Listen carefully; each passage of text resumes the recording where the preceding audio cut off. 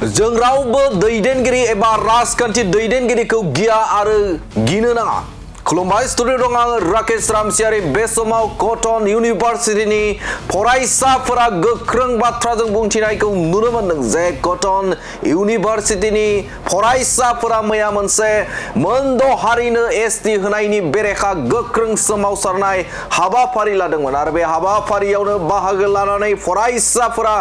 गोख्रों भाबै बुंनायखौ नुनो मोनदों जे फरायसाफोरा बाथ्रा बुंथिदों जे बे समाव मोनद' हारिनो एसटि होनायनि बेरेखा बे समाव गोबां राजखान्थि दैदेनगिरिफोरानो बे समाव बाथ्रा बुङाखै। मोनद' हारिनो एसटि होनो मोना होननानै बाथ्रा बुंनायखौ नुनो मोनाखै, जायनि थाखायनो बे समाव बर' हारिनि थामोनथा बर' हारिनि बड'फानि जे सिमां एबा आदर्श बेखौ गुबुंले खालामनायखौ नुनो मोनदों होननानै बाथ्रा बुंथिदों फरायसाफोरा। आरो जायखौ नोजोर बोनानै फरायसाफोरा थांखिनानै बाथ्रा बुंदों, सोरबा राजखान्थि दैदेनगिरिखौ जों गिया आरो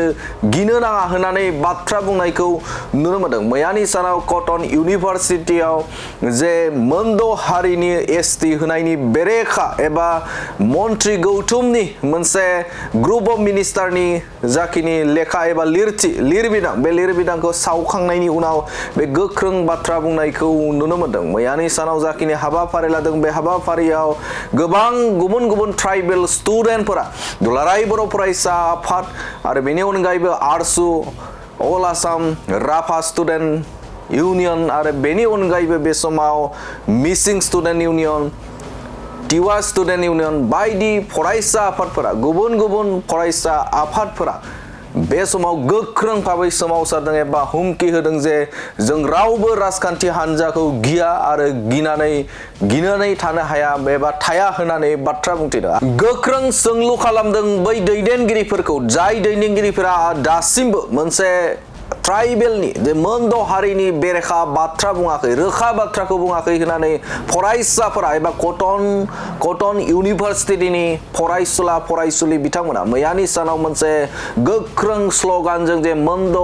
हारिनो एसटि होनायनिफ्राय जानगाराव थानांगौ, मोनद' हारिनो एसटि होनायनि जाखिनि बे समाव आसाम आयेन आफादाव गथायनाय लिरथि एबा लिरबिदां बेखौ बोखांनानै लानांगौ होननानै गोख्रों दाबि खालामनायखौ नुनो मोनदों। आरो बिथांमोना फोरमायथिदों जे फैबाय थानाय समाव जुदि जोंनि बाथ्राखौ खोनासङाब्ला ट्राइबेल फरायसाफोरा आरोबाव गोख्रोङै सोमावसारगोन होननानै बाथ्रा बुंनायखौ बे समाव नुनो मोनदों। दिनैनि समाव नैबे मोनाबिलि समाव जोंनि जुथायनि गुबै थांखियानो जाहैबाय दिनैनि समाव जोंखौ सोदोमस्रि माहारि खालामनो नागिरदों। जाय थामोनथाखौ लानानै जों दिनैसिम थांनानै दङ, नैबे जों बे बुहुमनि गेजेराव जोंनि दिनैनि बे थामोनथाखौ जि अस्तित्व गैयै सोदोमस्रि गैयै माहारि खालामनो नागिरदों, बेयाव जोंहा एसेबो गोजोननाय गैया। जाय सयता कमिउनिटिसनो जों दिनैनि समाव जि आसाम गभर्नमेन्ट एबा जोंनि बिटिसि गभर्नमेन्टआ दिनै जि एसटि होनायाव जि एनअसि होबाय, जोंहा बेयाव गोबां खुलिसानाय दङ। जायखौ लानानै जों दिनै कटन मुलुगसोलोंसालियाव फरायनाय साफ्रोमबो फरायसाफोरानो दिनै खुलिसानानै नैबे समाव नैबे मोनाबिलि समाव जोङो दुखु जादों आरो जों जोंनि खुलिसानायखौ लानानै जोङो भइस होनो गोनां जादों। दिनैनि समाव जोङो साननानै नायोबा जोंनि बर' हारिनि गेजेराव जेबो मोनसे माबा गैला, मा होनो बेखौ, जोंनि बर' हारिनि गेजेराव मोनसे गोजोननाय गैयै थासारि सोमजिदों। स्पेसियेलि जों इउथ नैबे समाव सम आरो थासारिखौ नायनानै राजखान्थिनि दोलोफोरा रावबो भइस होआखै, भइस होनो ओंखारबोआखै। दासिमबो बुंनो हायो जे जोंनि बे बर'नि गेजेराव एबा आसामनि गेजेराव जि बिधान सभा जे इलेक्सनजों जि थिसनजानानै मोननाय एमएलए एमपि जोंनि चिफ बायदिसिना थानाय जेसेबां जि दङ दैदेनगिरिफोरा दिनैनि समाव फंसे बाथ्रा बुङाखै। जायनि जाहोनाव जों दिनै स्टुडेन्टफ्रा गाव गावनि गोसोनि साननायजों थानो हायैनि थैया गुदुंखानानै उसिखावनायजों जोंनि भइसखौ दिनै होनो गोनां जादों। नैबे समाव जोङो कटन मुलुगसोलोंसालियाव जों साफ्रोम फरायसायानो जौसे खौसे जानानै दिनै जोङो खौसे जानानै जोङो दिनै गाव गावनि जे मोनथायनि थाखाय, थामोनथानि थाखाय, रैखाथिनि थाखाय जोङो दिनै गाव गावनि इयुन संसारनि थाखाय जों गासिबो लानानै दिनैनि समाव जोङो खौसेयै राव होनो गोनां जादों। आं स्पेसियेलि नैबे समाव बेखौनो खावलायो जोंनि बर'नि साफ्रोमबो इयुथ जाखांफुनाय लाइमोन फरायफुनाय दाब दाब जायगानिफ्राय फरायफैनाय एबा फरायसालियाव फरायबाय थानाय स्कुल कलेजाव फरायनाय साफ्रोम फरायसाफोरानो गोसोआव साननांगोन जों दिनैनि समाव सोलोंथाइ लाया नङा लाबाय रोंबाय बुजिबाय मिन्थिबाय दिनैनि समाव जों रावखौबो गिनाङा रावबो मोनसे पलिटिकेल पार्टिखौ जोङो गिनानै थानाङा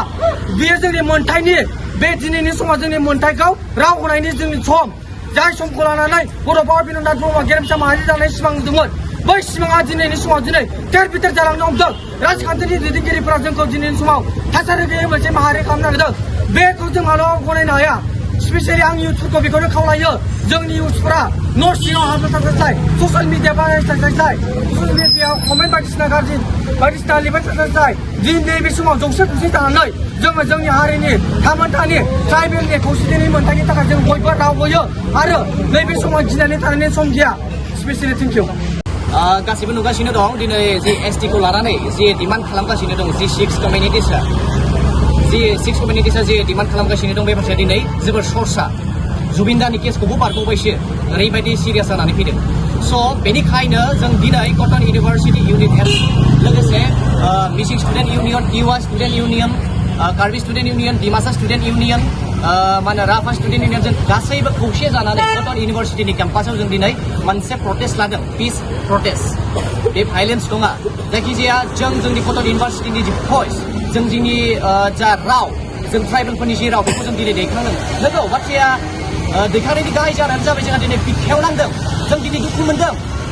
जाय बिथांमोना दिनै इलेक्टेड मेम्बार जाय मानेखो शेड्युल ट्राइब्सनि जि कनस्टिटुवेन्सियाव जि बिथांमोना देरनानै थांदों ट्राइबेल गथायाव बिथांमोना दिनै मानो सुबसाब एमएलए दं मिनिस्टार दं इएम दं इभेन जोंहा मोनसे अट'नमास मोनसे मानेखो काउन्सिल दं बिथांमोना मानो दिनै सुबसाब मानो दिनै मानो सिरिस ट्राइ जानानै दं आरो नुनो मोनदों बिथांमोनाबो दिनै वान साइडेडसो जाबावदों सिक्स कमिउनिटिसनि जा मा होनो बिथांमोनखौ जे खालामनाय जों नुनो मोनदों स' बेयो जोंनि थाखाय जोबोद दुखु होनो गोनां बाथ्रा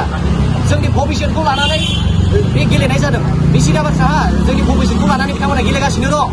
दिनै जुदि बिथांमोना जुदि मा होनो एसटि स्टेटास मोननांगौब्ला जोंहा मा जागोन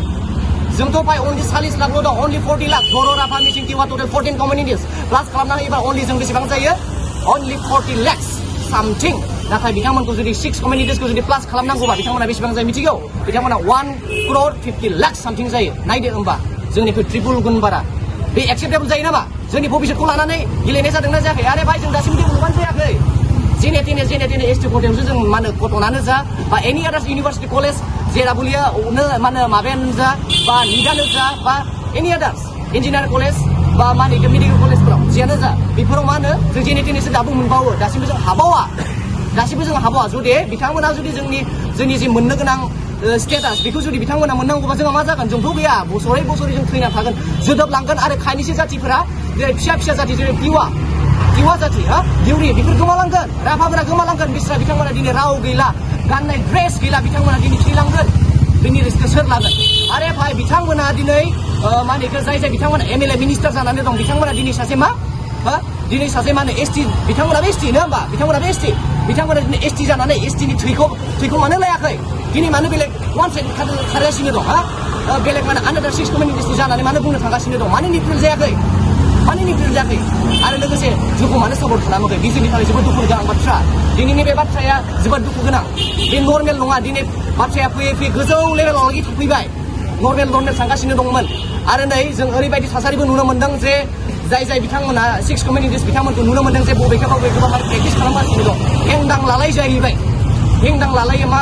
होनो सेखा लालायनानै प्रेक्टिस खालामगासिनो दं आं सिदा बुंदों जोंबो अमा दानग्रा बिफानिसो फिसाला जोंबो मिथिगौ हाउ टु काट माबायदि दाननांगौ जोंबो मिथिगौ जों बेफोर बाथ्राखौ एक्सुवेलि बुंनो नाङामोन खिन्थु दिनै जोंबो बुंनो गोनां पइन्टआव फैबाय जाहोनानो जाहैबाय जोंनि बिखायाव दिनै दुखु मोनदों जों आरो लोगोसे थोंजों बुङो बे मिडियानि गेजेरजों आं थोंजों बुंनो सानदों मानाव गेदेर हाग्रामा महिलारि सार एनिहाव नोंथाङा एनअसिखौ बोख्लायनो नांगौ आं मानो बुंदों सोर राइट होनाय नोंथांनो एनअसि होनो थाखाय सोर राइट होनाय जोंनियाव मानो सोआखै आंबो सिटिजेन बिटिसिनि आंबो citizen I also citizen of Bodoland आंहाबो राइट्स दं आंहाबो भटनि अधिकार दं आं सब बाथ्राखौ बुंनो हायो बेनिखायनो नोंथांमोना ओरैनो जाब्बा जुब्बा लानानै शिफ्ट जादों मा जादों आं वान साइडेड नङा दै आं